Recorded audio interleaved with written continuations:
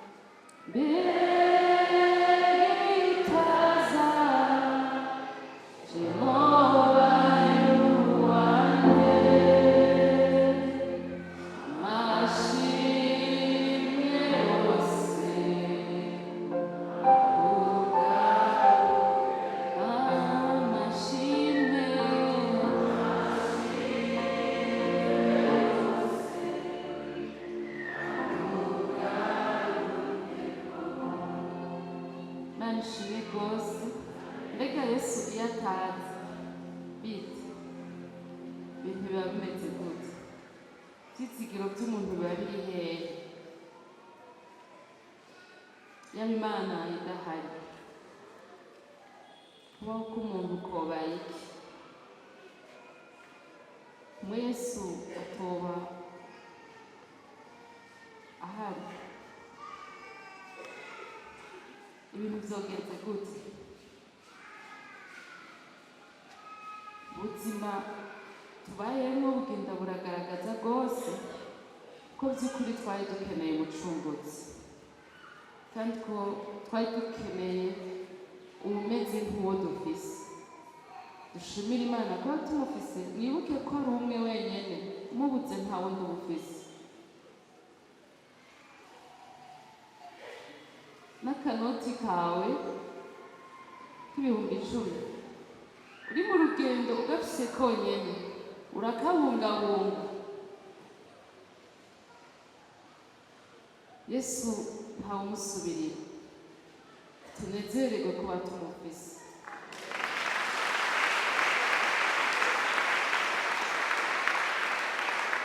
Haleluya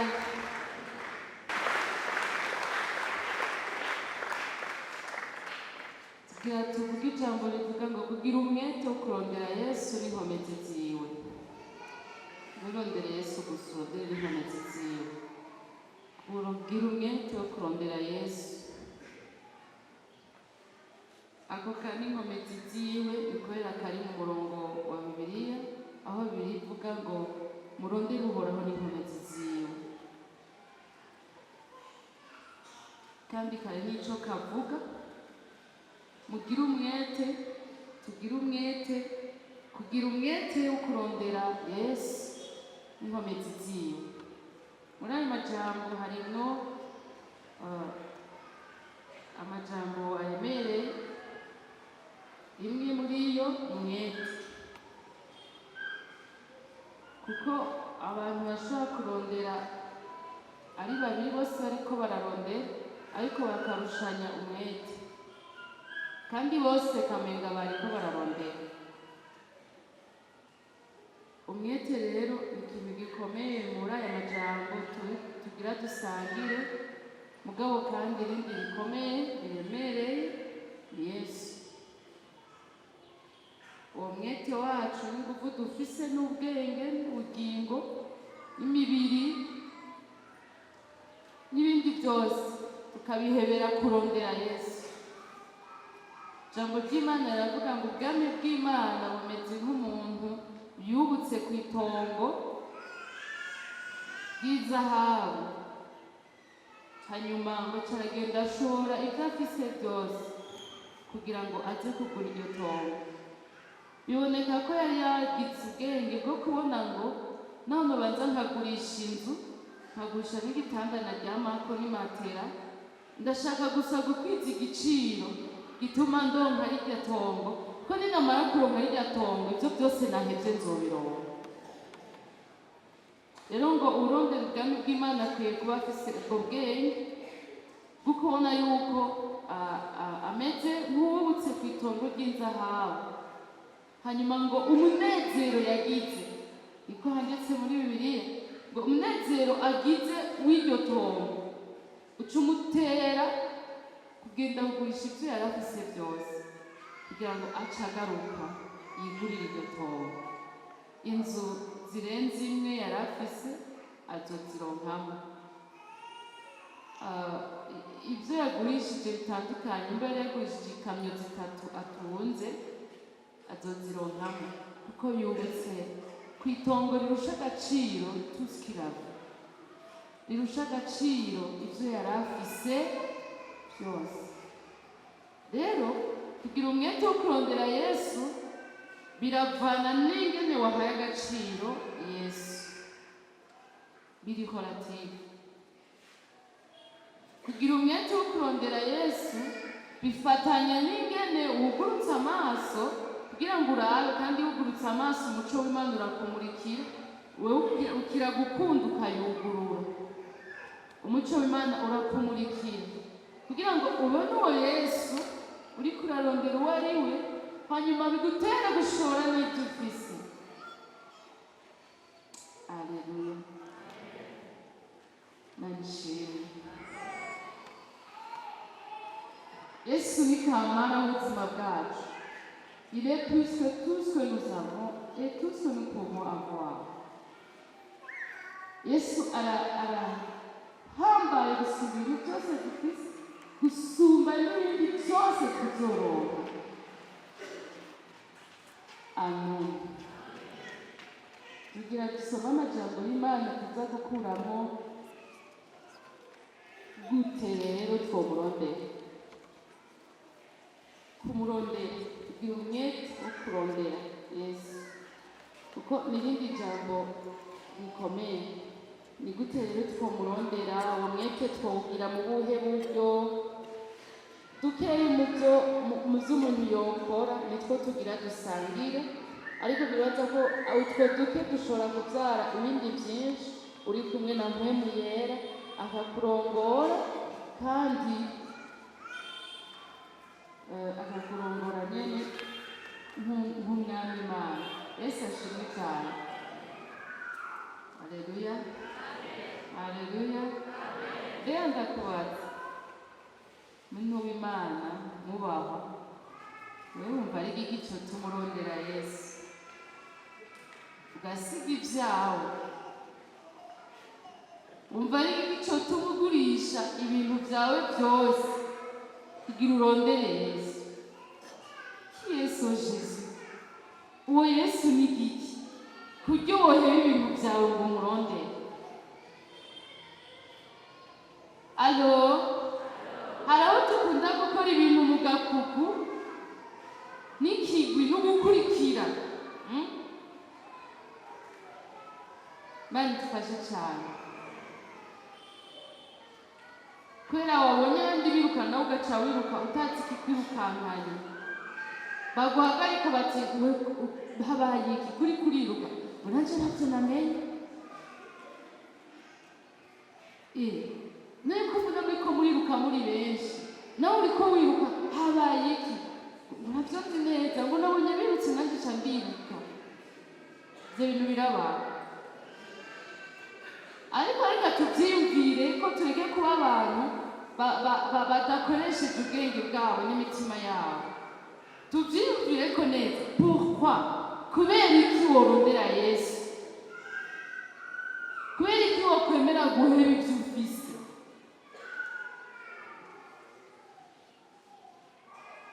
Kubera iki wokwemera guheba amatungo yawe, icubahiro cawe, kumererwa neza kwawe, ingeso zawe wakuranye? Kubera iki wokwemera kuziheba? Imico y'iwanyu, umuryango wawe, n'idini yawe, kubera iki wokwemera kuyiheba kugira uronke Yesu? Pourquoi? Uwo Yesu ni iki? Twinjire muri ako gapinzanyo tuvyiyumvireko. Est-ce que ça vaut la peine? Birabereye kweri yuko umuntu arinda gutanga ico kiguzi cose kugira arondere Yesu? Canke ababigize barihenze? Bishire ku munzani, bishika ubitoye. Ivyo bizoguha inguvu z'ukumurondera atakikubuza. Umutwe ukubwira uti ndamenetse, nawe ubwira uti uwakuremye arahari, nico gituma ngiyeyo. Aleluya. Narabashingiye nawe ko nagwaye umutwe imyaka 9 n'amezi 5. Mugabo mwarambonye mu makoraniro yose.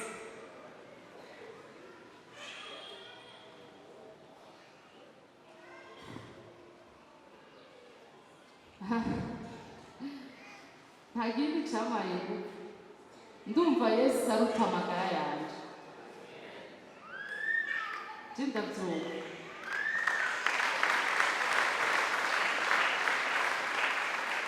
Je ndumva Yesu aruta itunga norondera ryose. Ndumva Yesu aruta umugabo wanje. Ndumva ndikona bivuga bafata n'amasanamu. Ndumva Yesu aruta abana bane mfise. Kuko ntarabaronka nariho. Kandi uwarambejejeho yari Yesu.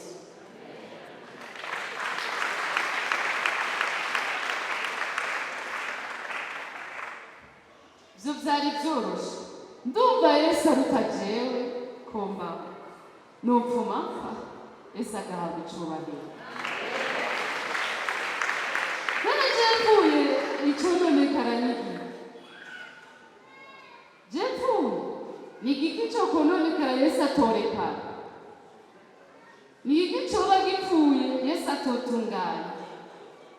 Yesu aranduta cane gose. Ntaco rero nkwiye konona ku ruhande rwa Yesu ndondera kubaho jewe. Vaut mieux mourir et laisser la gloire de Jésus-Christ rayonner. Nopfuma mpfa jewe ariko ubwiza bwa Yesu Kristo bugakomeza bukayangana. Nta kintu rero na kimwe kimuruta.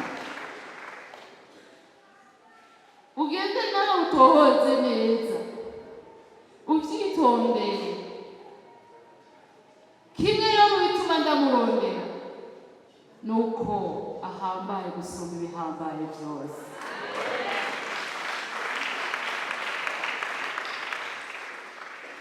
Noneho yatanze n'amasezerano ngira ngo nohava ndabatera uburoho bamwe ndayavuze mbere yo kuvuga ibindi. Ariko n'amasezerano nkunda kandi nemejwe mu mutima wanje yuko nta kintu na kimwe twahevye kubwiye no ubutumwa bwiza tutazoshumbusha. Incuro zingahe? Incuro 100 tukiri mw'isi. Bice bitako duhabwa ubwami bw'Imana. Ushobora kuronka ivyo abanyabyaha bariko bararonka bikenerwa hano mw'isi ukamenga nisanzwe, ariko wewe hari ikirenze kuri ivyo. Tumaze kuva mw'isi duca mu nzira zibiri, aja muri Gehinomu ukaduga mw'ijuru. Ntibisa rero ivyo nimba mutavyizera sinumva ico mwokwizera, ariko Imana ishimwe ko twihanganira mu kwizera kuko tuba tugifise kugira ngo idukomeretse kwizera. Menya neza tuvuye hano atari iburyo ni bubamfu, atari hasi ni hejuru. itari hejuru ni hasi. Bamwe bagenda kwa wamu, abandi bakagenda kwa wa mukunzi. Muhitamwo. Kandi tubihitamwo ubu. Ubuzima ubamwo butegerezwa kwikonforoma n'amahitamo wagize. Butegerezwa gusa n'amahitamo wagize. Nabajije umugenzi wanje ryari nturi hehe kuko bwaca afata urugendo rw'indege, ndamubaza nti uri hehe muri hehe? Acarambwira ngo ndiko ndatekera. Yesu kuko abafisi yagiye ategerezwa kwitwara nk'uwugira agende, kandi ndibaza mu gutekera kwiwe yategerejwe kubijanisha n'igihugu yari agiyemwo. Niko tukwiye kubigenza. Amahitamo tugira yo kuja iburyo canke ibubamfu, amahitamo tugira yo kuja hariya munsi canke hariya hejuru, ategerezwa gusa n'ubuzima turiko turabamwo. Wewe uhitamo iki? Dusoma amajambo y'Imana kugira umwete wo kurondera Yesu n'inkomezi ziwe. Dutangurire muri Luka 19 mwegeza ku 10. Ijambo ry'Imana ntirimenyerwa. Ibintu nabonye muri aya majambo mega ntavyo nari bwaboneka. Inkuru ya Zakayo rimwe ugeza ku 10. Ashikiye ariko arahaca, hari umuntu yitwa Zakayo. Yari umutozakori mukuru kandi yari umutunzi. Ageza kuraba Yesu ngo amenye uko asa, bimwanyira ku bw'ishengero kuko yari mugufi. Arirukanga aja imbere, yurira igiti citwa umusokomora ngo amurabe ko yagira ace muri iyo nzira. Yesu ahashitse ararangamiza, aramubarira ati, Zakayo, ururuka vuba, kuko uyu munsi nkwiye kurara iwawe. Yururuka vuba, amwakirana akanyamuneza. Babibonye bose baridodomba bati, ko yinjiye kurarira umuntu w'umunyabyaha. Zakayo arahagarara abwira umwami Yesu ati, raba mugenzi, umugabane w'itunga ryanje ngira ndawuhaboro, kandi umuntu wese nagunze ndabimurihe 4 fois. Kane. Yesu amuvugako ati, uyu munsi agakiza gashitse muri iyi nzu, kuko uyu nawe ari umwana wa Aburahamu. Kandi umwana w'umuntu yazanywe no kurondera no gukiza icari cazimiye. Imana ishimwe cyane. Mwe mwiragumane natwe. Amen. Mahoro y'Imana bane nawe. Esaya 55:6.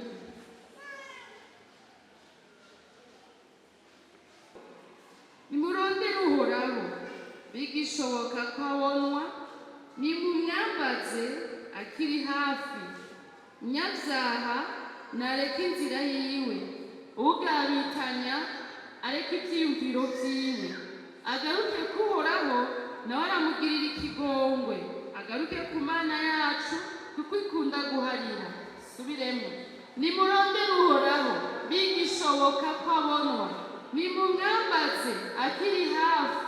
Umunyabyaha nareke inzira yiwe, ugabitanya areke ivyiyumviro vyiwe.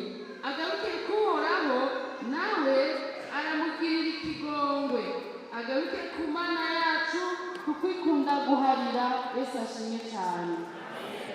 Amen. Haleluya. Inkuru ya mbere twasomye ni inkuru ya Zakayo, bashobora kuyishira harya. Imana ishimwe cyane.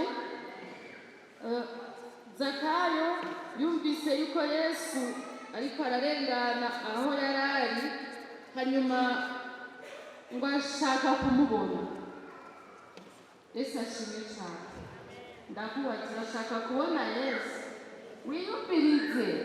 Hari igihe ushaka kubona ibyo akora kubera gusa ari byo ukeneye, kandi ibyo hari aho n'umuntu muhuriraho mw'ibarabara yobigufasha canke sentare bivanye n'ibyo ari byo. Hari aho bobikugemurira, hari aho umushikiranganji kanaka yobigushikirako, hari aho umugore kanaka canke inkumi kanaka canke umugabo kanaka canke umusore kanaka yobigushikirako. Ariko iyumvirize ko ushaka kubona Yesu, apana ibyo abandi bantu boshobora kugerageza kugufasha. Zakayo amahera yarayafise, mugabo hari ikintu yari akeneye kidatangwa n'amahera. Hari umwete tubona yagize dukuramo ibyo twofatirako na twebwe. Muri Yesaya 55 duhejeje kubona hatubwira ngo nimutumurondere bigishoboka yuko abonwa. Hagaca hatugira inama z'ingene tuza kumurondera. Abafise inyota yo kubona Yesu, haleluya. Umvise yuko ari bakeya? Oya, ni kubera cyari ikibazo interrogation non averte. Reka nsubiremo. Abafise inyota yo kubona Yesu, haleluya. Okay. Iyo mwiteguye muramenya. Yesu ashimwe cyane. Donc, ubu abantu turiko turavugana by'ukuri ntibaza kunyumva badafise inyota yo kubona Yesu. Je te le garantis. Ndakumaza makeya. Udafise inyota yo kubona Yesu, ukumva ko ari ukeneye, ntuza kunyumva. Basi ntuza kumva ico mpwemu yari ariko aravuga. Mugabo uhindukiza gatoya umutima, ukavuga uti shake muri bisigaye ndonke Imana, uraza kumva ico mpwemu yaravugana nawe.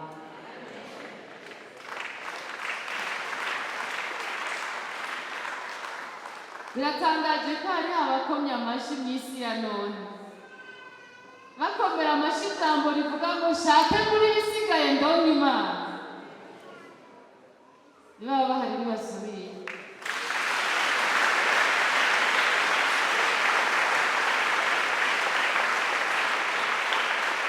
Haleluya. Ko hariho uwundi mugwi, ubunini bwawo n'ubuto bwawo sinubumenya. Hari uwundi mugwi uvuga ngo iyo Mana nishakireke ndonke ivyo nkeneye ngo mbere. Ivyo si imigambi, si n'igihuha, n'umuntu ari kwibwira ukuri. Ndamufise umwe ahora abivugira muri groupe y'abantu bari hano novuga. N'iryo juru ryanyu nimurireke. Mugabo ngo yashakikanye ibyo byose, ibyo byanyu by'amajuru. Ariko jewe ngo mbanze ndaribonera aha.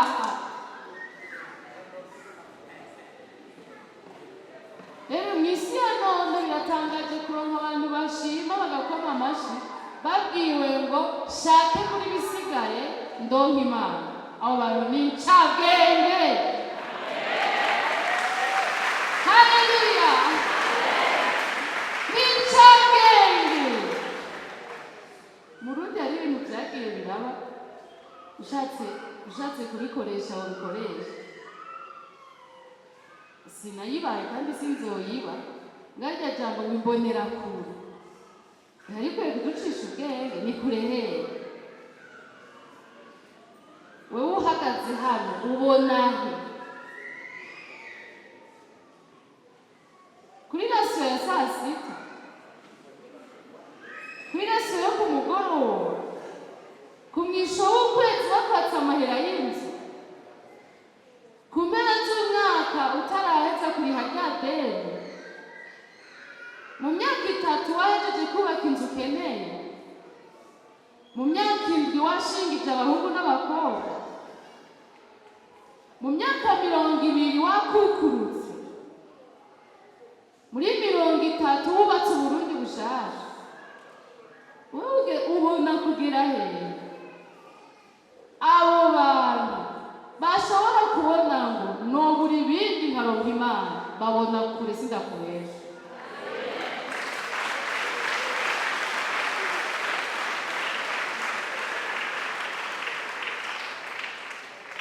Umuco w'Imana umurike, amaso ahumye, isi iriko irahera n'ivyayo. Umwami w'ubugingo ariko araza, none abatagira ubugingo bazoba bande? Wakira ubugingo.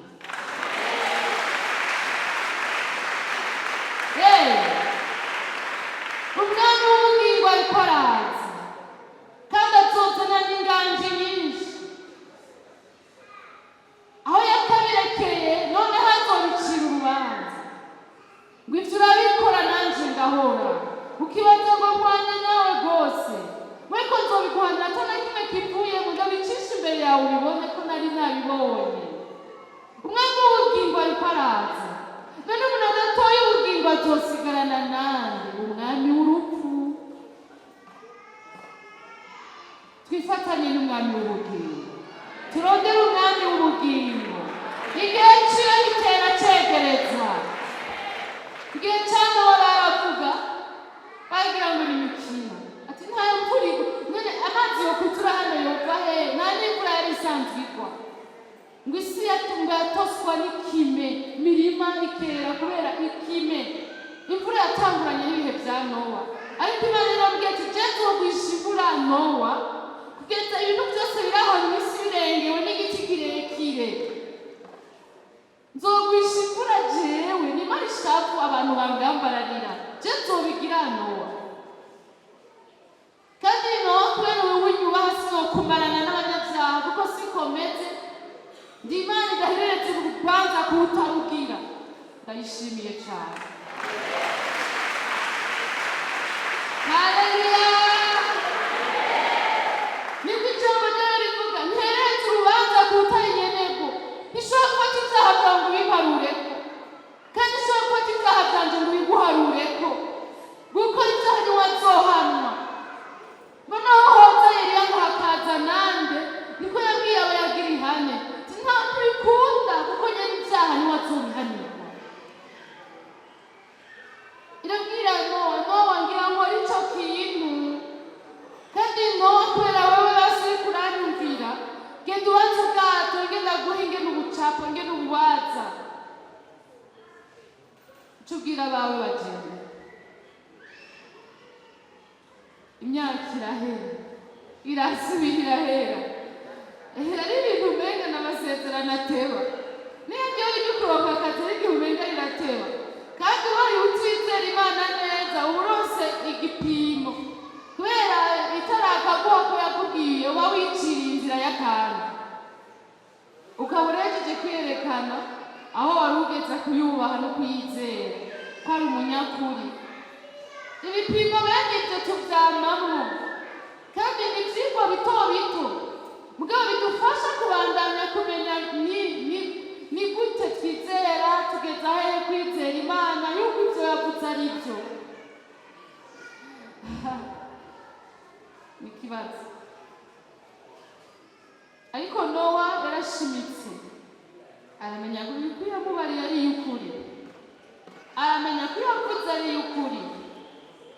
Igihe ca Nowa carahenganye, ivyo Imana yavuze vyarabaye nk'uko yari yarabivuze, na n'ubu ivyo Imana yavuze bizoba nk'uko yabivuze. Umwami w'ubugingo ariko araza. Umwami w'ubugingo ariko araza. Amen. Ufise ubwenge nifatanye nawe, namurondere. Haleluya. Ese ashimwe cane. Hari ibintu rero ngaha tubona, icambere no kuba maso. Kuba maso ntitwisinzirize, ntitwiboretse. Akaboregwe kari kwinshi, hari akaboregwe k'inzoga,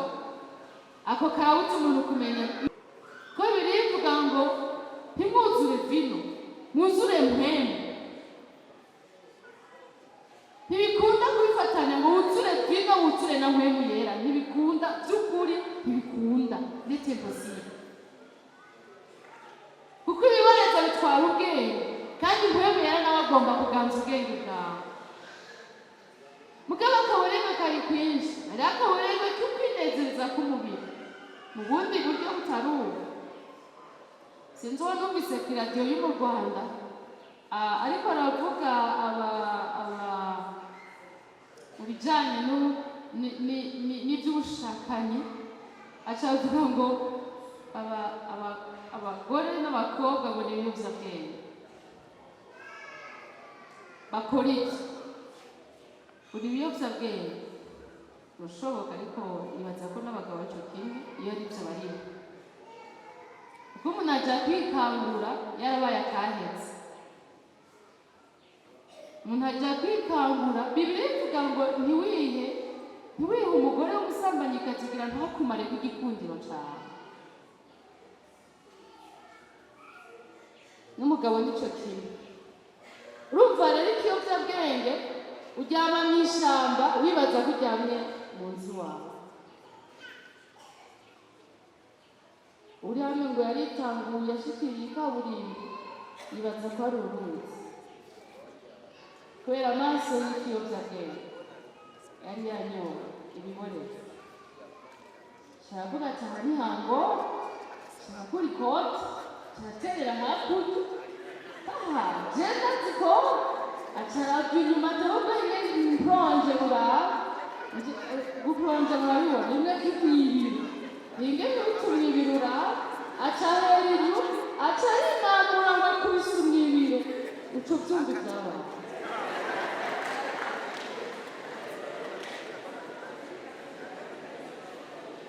Bisidite rero ni ikintu dukeneye, kuba umuntu adasamaye. Alo, kuba umuntu ubwenge bwiwe buriko butembera neza, udatwawe n'umuntu kanaka, udatwawe n'impwemu kanaka, udatwawe n'ikiyobyabwenge kanaka, udatwawe n'amagorwa waciyemo, udatwawe n'abariko barakubwira amajambo meza. Ubwo bwenge bwawe bukaguma bukora neza, ushobora kumetiriza ivyo urimo. Nayo ubundi barakubwira ngo ndagukunda, ukamenga ni nk'uko batereye ibigori, ukaguma ukurikira ndagukunda mbere nakubonye nopfa, ukaguma ukurikira n'ubwo batereye ibigori gushitseyo hehe kwa Satani.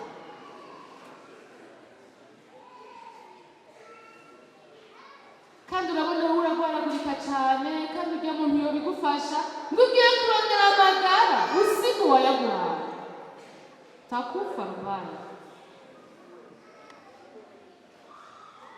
Yesu adufashe kuba maso, ntituborezwe n'ingorane, ntituborezwe n'ibigenze neza.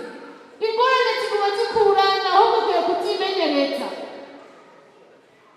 Nta bintu by'ubwoba ngaho, ukwiye kutimenyereza kandi ukamenya yuko zitakuganza niwe uziganza.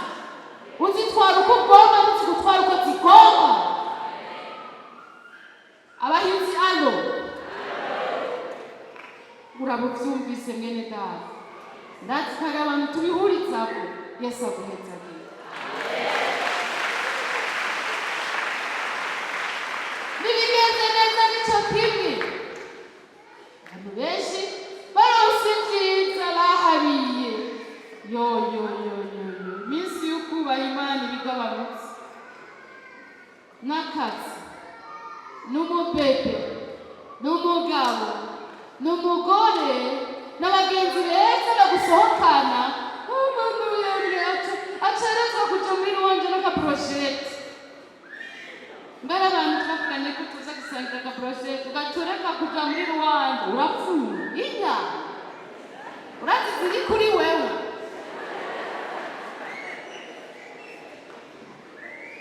Nanje ndayikunda kubera iza ngwara ngo ari inyanyinshi. Mugabo oya ubwenge bayisige. Amen. Umuntu yumva neza ivyo arimo, reka gutwara gutimamukwa n'ibintu ugaca ugenda, gutega ubwoba n'ibintu ugaca upfa. Komera abavyumvise Imana ishimwe.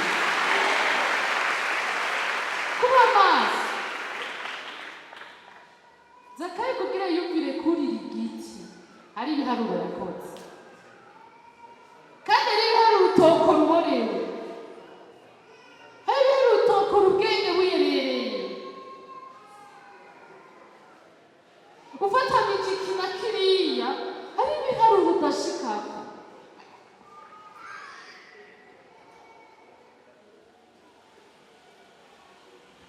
Yesu adufashe. Ca kabiri ni kuva mu kigwi kinini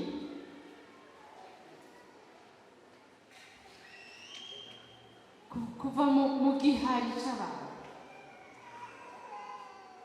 ukarondera Yesu ku giti. Ibi bivuga ngo sinindira ko bose bavyemera, sinindira ko bose baba baje, simako dukorana bavyumve nk'uko ndavyumva, simako tuba mu nzu imwe bavyumve nk'uko ndavyumva, bavyumve ntibavyumve, jewe ndondera ndamuzi, ryokabaye ari ryatongo twumva ry'inzahabu, abandi bagaca bakubwira bati vyihoze ivyo ivy'inzahabu n'ibintu bigoye bisaba kuzishora, vyihoze ivyo mbega woca ureka? Sindavyibaza. Rero Yesu wacu turamurondera ntibukuka, vyanke bikunde tumurondere Yesu.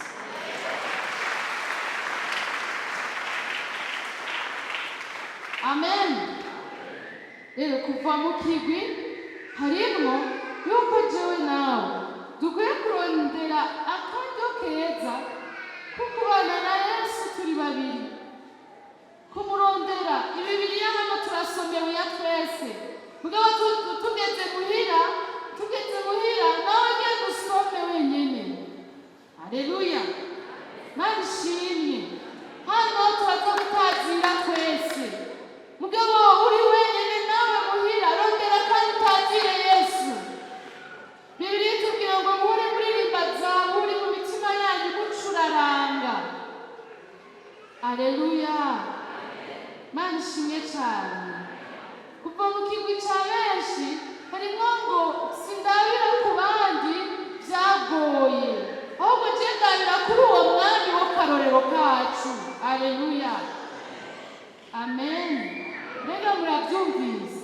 Abantu benshi bafise inzara zavuye, amano yavuye mw'inzara mu buryo bw'impwemu batsitaguritse, ngo urumva naka none niwe yaguhamagara.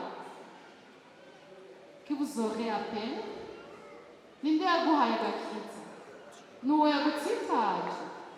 Uyo Bibiliya yaremeye, Imana yaremeye ko izomwihanira, kuko ngo utsitaje n'umwe muri abo bato ngivyo mubera vyiza ngo no guhambirira urusyo kw'izosi akadorezwa mu mazi adatemba mw'ibenga. Turumvikana? Uwagutsitaza mwihoza Imana yaramubwiye ivyo izomugirira. Nihana naho si ukwiye kumuhana, nimba yihana. Natihana naho Imana yaramuteguriye kumuhana, si we navyo ushobora.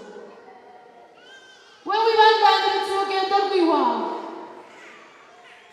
kuko wagutsitaza yavuze ngo vyobabera vyiza nukuremeye ku rusyo hano kw'izosi bakarubahambirira bakabadoreza mw'ibere. None uravyumva ko Imana ivyitwararitse gusumba wewe.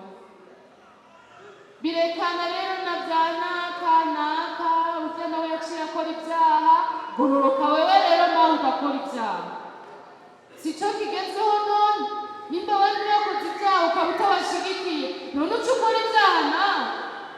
Nimba abandi bakoze ivyaha ukaba udashigikiye ivyaha, biboneka ko ari igihe cawe co gukayangana, ukaboneka ko utari umunyavyaha.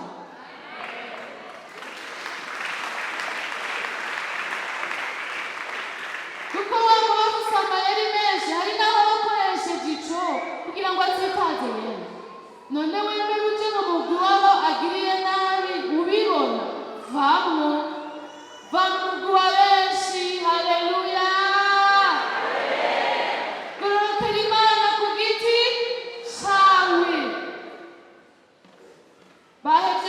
Imana none nawe ucibihe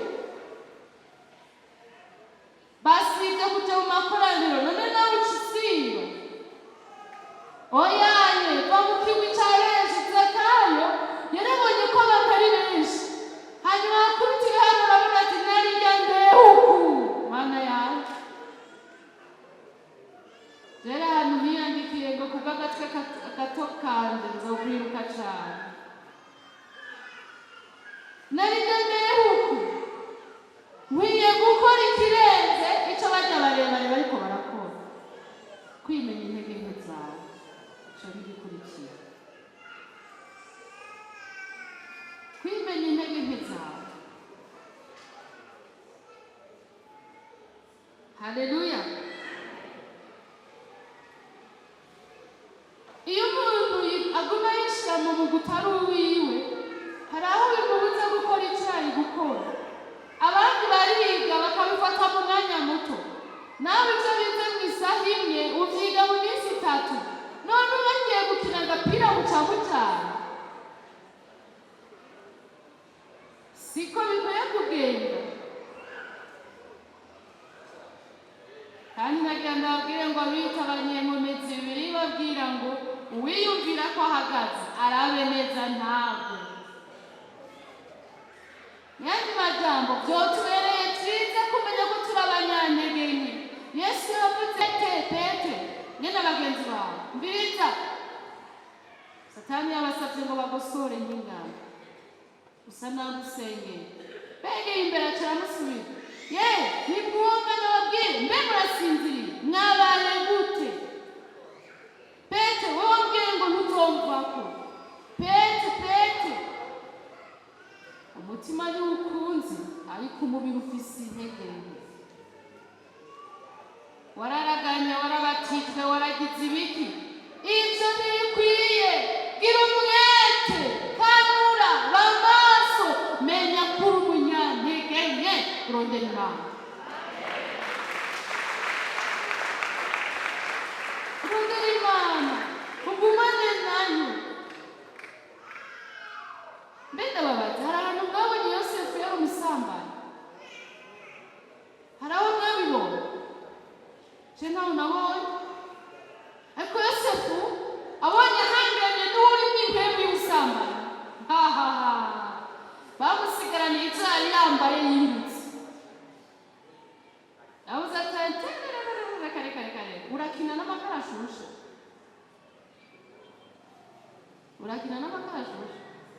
reka nabonye mu ijambo ry'Imana haburira abakobwa havuga ngo nimba yafashe ku ngufu ntavuze induru mu muhanda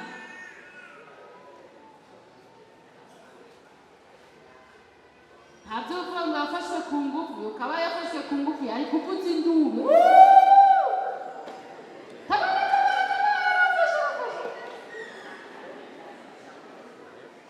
rero nimba atavugije induru mu muhanda yandi majambo nawe nyene yarabiteshemwo yarabifashe minenegwe yarashize n'uruhara rwiwe amakara ashusha gukorokeyeko amavuta ashusha bayakumenyeko wowe bakubuza induru abantu rero bagaca bafyina bakibaza ngo Imana iravyemera wawa kuzinduru iki guca bugufi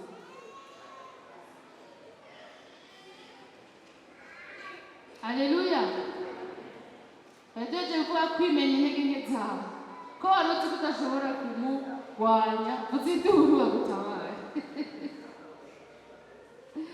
tabaza Imana hano bavuga ngo Zakayo yari umutunzi ariko Zakayo umutunzi yaremeye aragira ibintu bitajyanye no kuba umutunzi guca bugufi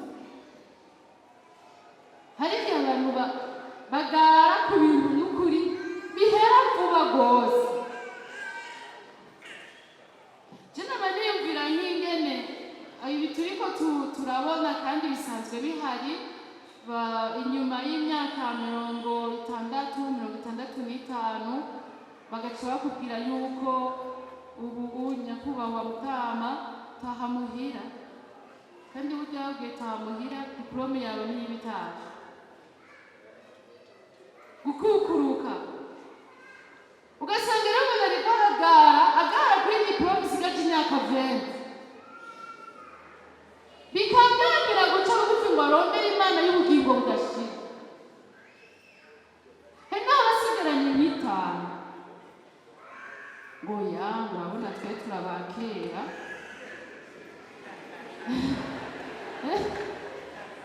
twe turabakera. Hanyuma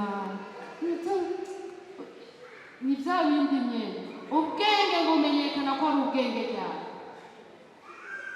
Intango yabwo ni ukubaha Uhoraho. Amen. Guca bugufi rero harimo uko kurondera Imana, kandi urumva ko bikurikirana na cya kintu cyo kwimenya intege nke zawe. Ca bugufi wowe buri wese ukeneye uwakuremye. Inyoni irakura ntisumba yayujuje, igitugu kirakura ntigisumba izosi wa wamugaye, kirinze gikura kigasumba itosi wa wamugaye.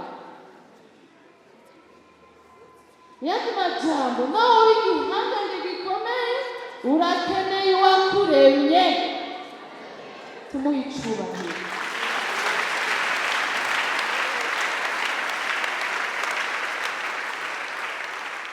Icya gatanu ni kugaragariza Yesu ubuzima bwawe n'amabanga yabwo. Kugaragariza Yesu ubuzima bwawe n'amabanga yabwo. No, nta mukino, nta buryarya, ntacyo kwisigariza. Zakayo yaramutwaye acavuga turaziga Yesu. Hariho abantu nari narivye rero, si Yesu wabimubajije. Mugabo Zakayo yarabihisemwo, kumwe yuriye igiti yarahisemwo bwira Yesu, burya jewe ibintu naravyononye. Yesu adufashe cane. Hari n'igihe umenga ubwenge bwatugoye tugaca kubwira Imana nawe umenga hari ibintu tugomba ntinabirabe. Yabibonye kera ugaca kuntura no gusaba Imana imbabazi, menga hari ahantu udashaka kwirirwa iraraba, menga reka uyibwire ibinyene bigendeka. Oishi ibibona byose bihambaye n'ibyoroshe ibyo wita bito na binini, nico gituma nawe ukwiye kwigaragariza ubuzima bwawe bwose. Hahandi hihishije, hahandi umenga bagupfukuye boca babona ibintu. Harya nyene hereke Yesu niwe mukiza, kandi igituma ukwiye kumwereka wewe waca gutabara no kumaramaza. Amen. Haleluya. Sinzi uwaririmbye indirimbo uvuga ngo nzokubwira ibanga ryanje mwami. Kuko wewe niwonyumvira ubusa. Mana ishimwe cyane. Sinzi ingene baririmba ibanga ryanje mwami, uwo niwanyumvira ubusa bindi natoza. Nzokubwira byose ntacyo nsize inyuma, kuko we niwandeka. Amen. Tumubwire ibanga ryacu niwe mukiza dufise. Niwatumenya hahandi hatumye tumenja, kandi afise umuti agomba gukiza ingoma zacu. Amen. Yesu ntakumaramaza, kandi Yesu ntagutetereza. Yesu nta n'ubwo agomba kugutwenga. Yesu agomba kugukiza setu. Haleluya. Zakayo arasubira aramubwira turazi rero urumva ivyo narabigize tukwiba abantu, kandi ngira nce ndabibasubiza, kandi ndabasubiza bigwije na kandi mbiciye amande jewe nyene.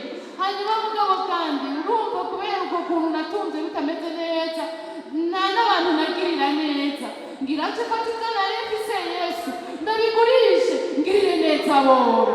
Kubera iki? Yatahuye kw'ivyo naho abigayeko ariko arabisiga. Mugabo yabonye uwo bazogumana yarabisize, kandi uwo yavuze ngo muhira kwa data hari amazu menshi. Iyo abatari yo mba ndabibabwiye, ariko kuko ariyo ngiye kubategurira ahandi kugira ngo ho nzoba abe ariho namwe muzoba. tumuhe icyubahiro niwe byizigiro dufise. ibyo bihamuye uca usa n'abandi bose. ibyo byizigiro utabifise usa n'abandi bizera bose, inyoni bizera imisiba bizera inzoka bakazisenga ariko barahari. udafise ibyo byizigiro by'ubugingo budashira nuko uzobana nawe aho yaguteguriye wowe umugize umubeshi kuko yasize abisezeranye. wakira ibihe byiza muri Yesu. Zakurangiza. Haleluya. icya gatandatu ni guhagarika bidahimbara Imana warimwo. si ukubimugaragariza gusa, hagiyemo no guhagarika. hategerezwa kujamo guhagarika. twabisomye muri Yesaya. umunyabyaha nareka ibigabitanyo byiwe. umuntu mubi, umuntu w'umunyakibi ave muri izo nzira z'ikibi. guhagarika ibidahimbara Imana warimwo byose ataco usigaje. Halo, nimurabe gato iki kintu. hari aho umwasi umunanira ngaha ikintu kanaka kamunanira pe, akama kurondera ngo wire kamunanira, akama kurondera ngo usambane kamunanira, akama kurondera ngo uboregwe oya kamunanira, agaca arondera ingene guteza ibintu utanamenya ko ari ibyaha, agaca arondera ingene agusivya. ngira ngo reshe ijambo riremereye ugihangane. donc yashatse kugusiga ifata igisongororo c'ingurube uramwangira, agaca azana umwuka wacu akawugupomba. wanse kubikora mu ntoki, ubu rero agira bigupombe hanyuma ubigenderemo. umenga ni ibintu bisuzuguritse utokwita ko ari bibi, utohinyura vuba yuko uri ahantu hatariho. bamaso ntugire na kimwe musigaritse. Haleluya. Yesu aguhezagire ko mubyakiriye. burya wenda urasanze bw'ubuzima bwa minsi yose hajyana wakeneye ubugororotsi busumba bwo kurwanya icupa, hajyana wakeneye ubugororotsi busumba bwo kurwanya kwiba, kumena inzu, y'ubuntu bwa minsi yose. Yesu adufashe cyane. ubuntu bw'ubunuko butuma pafa nziza ya Yesu itatu umote bubi, ukaba umunyabwako bubi, ukaba umuntu umenga wamugira bya bindi twadondagurana bimwe mugenzi byabyo ngabo usanga ufise umuntu bwa hafi mu kibano hagati yawe na naka, uburyo witwara mu myambarire, uburyo witwara mu vyurya, uravyumva ugasanga ugera nabi amahera yawe, ubu nyene umenga ntuza kubumenya vuba ko ari ivyaha. ndatuye ibihe vyiza vy'umuco w'Imana, turi mu mwaka w'umuco. waramunaniye harya munanira n'ahasigaye. ndagusabye uvuge amen wiyumviriye ko waramunaniye hahandi suye umunanira n'ahandi. yaragerageje gukoresha amakoraniro uragutsinda hahandi, ariko hari ikoraniro rimwe yakwanyishije mutsinde no ngaho. tsinda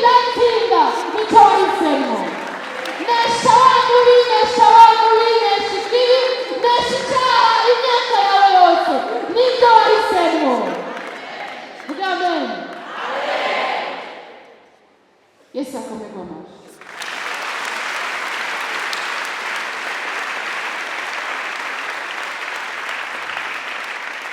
maze iminsi irenga Imana iri kurancisha ubwenge.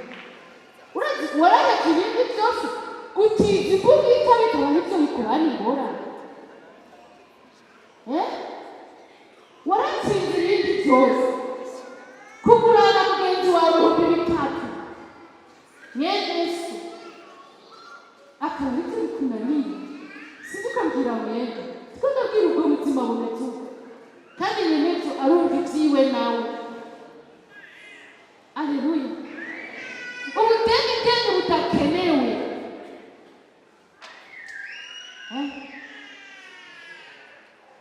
Uyu nyene ubuto witeza akanuko kabi gusa nyene impumuro yawe nziza ibure ngo ashwana n'uwo mubakanye.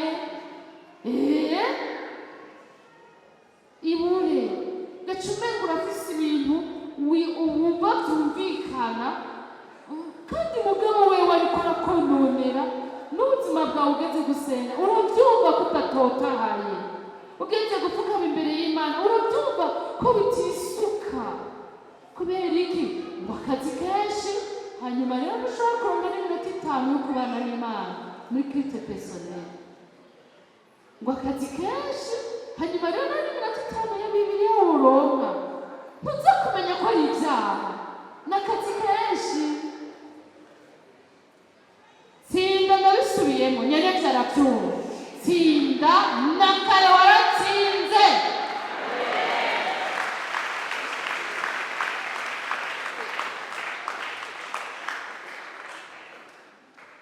Ikindwi ni kuzura n'Imana n'abantu washayeko. Kuzura n'Imana n'abantu washayeko. Tuvuze kurondera Yesu dutegerezwa kurondera kuzura nawe. Mbega nta bintu twumva mu mitima yuko dutegerezwa gukosora ku by'ubucuti bwacu nawe. Hanyuma mugabo rero mbega nta bantu twakoshereje dutegerezwa kuzura nabo. Tugira umwete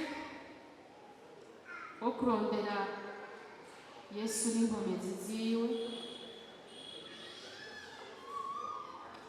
Mwambiro muke ututumvisha irobe rinini. Aho kantu gato nikahava ubwiza bw'Imana bubandanye kwamamara mu buzima bwacu. Amen. Bashire ku murongo wa Bibiliya nabahaye namwe mashobora gusanzurura Luka. Yesu umwaka w'umuco ngomba ko dusenga. Luka 11:35.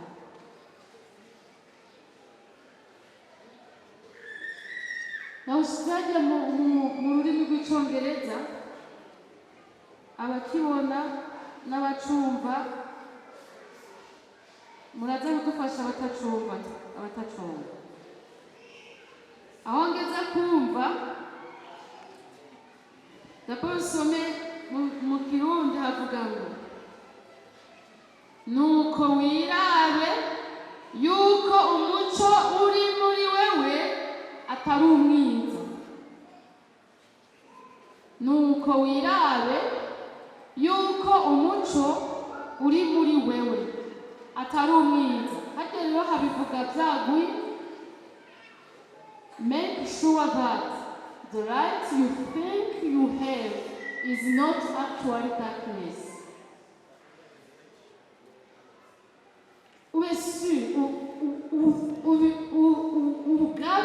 Ubirabe neza, ubisuzume neza yuko umuco wibwira yuko uri muri wewe. Hajya niko kantu kariyo nashaka cyane. You think umuco wibwira yuko uri muri wewe, urabe yuko uwo muco none atari umwiza.